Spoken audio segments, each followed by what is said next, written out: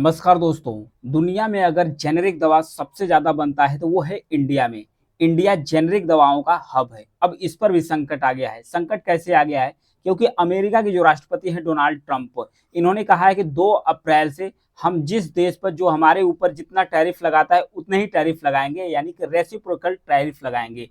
यानी अमेरिका के अंदर जितनी भी जेनेरिक दवाएं जाती है उसमें से 50% जो जेनेरिक दवाई हैं वो भारत के द्वारा एक्सपोर्ट की जाती है। तो क्या इसका नुकसान भारत को उठाना पड़ सकता है? सिर्फ भारत को ही नुकसान उठाना पड़ सकता है कि अमेरिका को भी नुकसान होगा? क्योंकि अमेरिका भी जितना भी अमेरिका के अंदर जेनेरिक दवाएं निर्यात की जाती है, मतलब वो आधा दवाएं कहाँ से लेता है? भारत से ही लेता है। तो आइए समझते हैं इस वीडियो में डिटेल से। वीडियो पसंद आती है तो लाइक शेयर सब्सक्राइब जरूर कीजिएगा। तो आइए स्टार्ट करते हैं किस तरीके से भारत को नुकसान उठाना पड़ सकता है। क्या सिर्फ भारत को उठाना पड़ सकता है कि अमेरिका को भी उठाना पड़ सकता है? तो उससे पहले जानेंगे कि जो जेनेरिक दवा है, जेनेरिक दवा होती क्या है, इसके बारे में सबसे पहले समझ लेते हैं। जानते हैं, कोई भी अगर कंपनी होती है किसी भी मेडिसिन यानी दवा पर रिसर्च करती है, तो रिसर्च करने में पैसा भी लगता है, समय भी लगता है।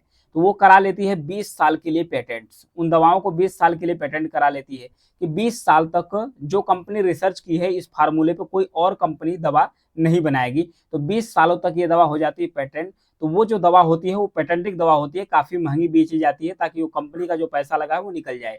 फिर 20 साल के बाद जो कंपनी इस दवा पर रिसर्च की है उसका फार्मूला पब्लिक डोमेन में रखना होता है। पब्लिक डोमेन में रखना रहता है तो इस फार्मूले को देखकर नई नई जो कंपनियां हैं ये बनाना शुरू करती है, नई नई दवाओं अच्छे खासे मात्रा में बनाना शुरू करती है। क्योंकि इन कंपनियों को रिसर्च नहीं करना पड़ता है तो इन दवाओं को फार्मूला देखकर आसानी से बना लेती है। तो यही दवा कहलाती है जेनेरिक दवा। ध्यान रखिएगा, यही दवा कहलाती है जेनेरिक दवाएं। ये होती है काफ़ी सस्ती। तो सबसे ज़्यादा जो जेनेरिक दवाएं बनती है वो कहाँ बनती है? इंडिया के अंदर बनती है। यानी इंडिया जो जेनेरिक दवा है इसका हब है। तो भारत को नुकसान का फायदा, मतलब भारत को नुकसान हो सकता है क्योंकि अमेरिका के अंदर से भारत के लगभग 50% जेनेरिक दवाएं एक्सपोर्ट की जाती है। यानी अमेरिका में जितनी भी दवा डॉक्टर प्रेफरेंस देते हैं, प्रिस्क्राइब करते हैं दवाओं को, 10 जो जेनेरिक दवा है वो 9 जो जेनेरिक दवा है वो इंडिया की ही होती है। ये प्रिस्क्राइब करते हैं। तो इतना ही नहीं, मतलब भारत को ही नहीं अमेरिका को भी नुकसान उठाना पड़ सकता है अगर व्यापार समझौता नहीं हुआ दोनों देशों के बीच में। यदि व्यापार समझौता नहीं हुआ तो जेनेरिक दवाइयाँ बनाने वाली जो कुछ भारतीय कंपनी है उसको बाजार से बाहर निकलने की नौबत आ सकती है। इतना ही नहीं, कुछ विशेषज्ञों के द्वारा यह भी कहा जा रहा है कि अमेरिका में जो मौजूदा दवा की कमी है और भी बढ़ सकती है। यदि जेनेरिक दवाओं पर जो रेसिप्रोकल टैरिफ है ये लगाया जाता है तो अमेरिका के अंदर और भी महंगी हो जाएगी। तो अमेरिका में भी जो कमज़ोर लोग हैं, जो गरीब लोग हैं, उनके ऊपर बहुत ज़्यादा बर्डन होगा। खास करके जिनका बीमा नहीं हुआ है, जिनका बीमा नहीं हुआ है उन्हें तो और भी ज़्यादा दिक्कतों का सामना करना पड़ सकता है। यानी दोनों देशों को समस्याएं उठानी पड़ सकती है। अभी तो यही भी कहा जाता है अमेरिका के अंदर हाइपरटेंशन, मानसिक स्वास्थ्य संबंधित जितनी भी बीमारियां हैं इसकी 60% से अधिक जो प्रिस्क्रिप्शन दवाएं होती है वो भारत में निर्मित होती है। भारत में जो निर्मित दवा होती है वहीं प्रिस्क्राइब की जाती है। कहाँ पर?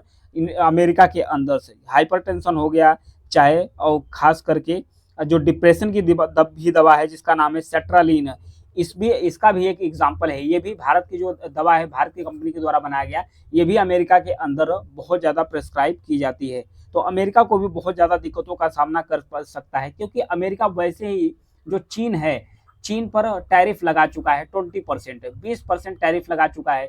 तो क्योंकि चाइना, ध्यान रखिएगा, चाइना जो रॉ मटेरियल है, दवा बनाने का जो रॉ मटेरियल, जो कच्चा माल होता है उसका सबसे ज़्यादा जो एक्सपोर्ट करता है चाइना करता है। यानी कहा जा सकता है कि दुनिया का 40% जो रॉ मटेरियल है दवा बनाने वाला वो कहाँ से आता है? चाइना से आता है। तो वैसे ही चाइना से जो रॉ मटेरियल है नहीं जा पाएगा तो अमेरिका के अंदर बहुत ज़्यादा जो दवा है उसकी दिक्कतों का सामना करना पड़ सकता है। अगर इस तरीके से भारत के दवाओं पर अगर अमेरिका के द्वारा टैरिफ लगाया जाता है तो अमेरिका को बहुत ज़्यादा दिक्कतों का सामना करना पड़ सकता है। इवन इतना ही नहीं, भारत को भी दिक्कतों का सामना करना पड़ सकता है। क्यों? क्योंकि भारत भी जो सबसे ज़्यादा निर्यात करता है, एक्सपोर्ट करता है, वो कहाँ करता है? अमेरिका के अंदर करता है जेनेरिक दवाओं को। बहुत सारी कंपनियां लाभ कमाती है। यानी कि भारत जो दवा बेचती है अमेरिका के अंदर उस पर टैरिफ कितनी होती है? 0%। यानी अमेरिका से जो दवा भारत में आती है, यूएसए से जो दवा भारत में आती है उस पर टैरिफ कितनी होती है? 10%, 91% होती है, लगभग 11% टैरिफ लगते हैं। अब इतना ही टैरिफ अगर अमेरिका लगा देता है भारतीय दवाओं पर, तो भारत की जो दवा कंपनियां हैं इसको अमेरिका के अंदर कम्पीट करना मुश्किल हो जाएगा। भारत भी अपनी दवाओं को महंगा कर लेगा। ये न केवल अमेरिकी लोगों पर भी बर्डन पड़ेगा, बल्कि भारतीय कंपनियों को भी नुकसान का फायदा उठाना मतलब नुकसान उठाना पड़ सकता है। इवन जो डोनाल्ड ट्रंप है अमेरिका के राष्ट्रपति, ये कह क्या रहे हैं, ये कह रहे हैं कि आप अपनी कंपनी लेकर आओ अमेरिका के अंदर, यूएसए के अंदर आप मैन्युफैक्चरिंग शुरू करो। तो इवन कुछ एक्सपर्ट के द्वारा यह भी कहा जा रहा है कि अगर अमेरिका के अंदर कोई भी कंपनी जाती है तो जमीन हायर करना पड़ेगा, उस कंपनी को बनाना पड़ेगा, मैन्युफैक्चरिंग करने में वहाँ के लोगों को रोजगार तो मिलेगा, लगभग वहाँ से लग जाएगा 5 से 10 साल तक लग जाएगा। तब इसके बीच में बहुत ज़्यादा अमेरिका को दिक्कतों का सामना करना पड़ सकता है, न केवल अमेरिका को बल्कि भारत को भी, क्योंकि भारत जो एक्सपोर्ट करता है जेनेरिक दवाओं को, उसको लेकर बहुत ज़्यादा दिक्कत होनी शुरू हो जाएगी दोनों देशों के बीच में। अब देखने वाली बात यह है कि डोनाल्ड ट्रंप जो कि अमेरिका के राष्ट्रपति हैं और उसके बाद भारत के प्रधानमंत्री पीएम मोदी किस तरीके से डील करते हैं। क्या अब अमेरिका अपने लोगों को ध्यान में रखकर भारत की जो जेनेरिक दवाएं हैं इसको छूट दे सकता है, क्योंकि कुछ जेनेरिक दवाएं ऐसी हैं जिनको जीवन रक्षक दवाओं के रूप में मतलब कि कैटेगराइज किया गया है, उन पर टैरिफ कोई भी देश नहीं लगाता है। तो हो सकता है भारत की कुछ दवाओं को छूट मिल सकता है, कुछ दवाओं को नहीं। तो भारत किस तरीके से कम्पीट करता है अमेरिका के अंदर, देखने वाली बात होगी। क्या डोनाल्ड ट्रंप भारत को छूट देंगे कि नहीं देंगे। Thank you.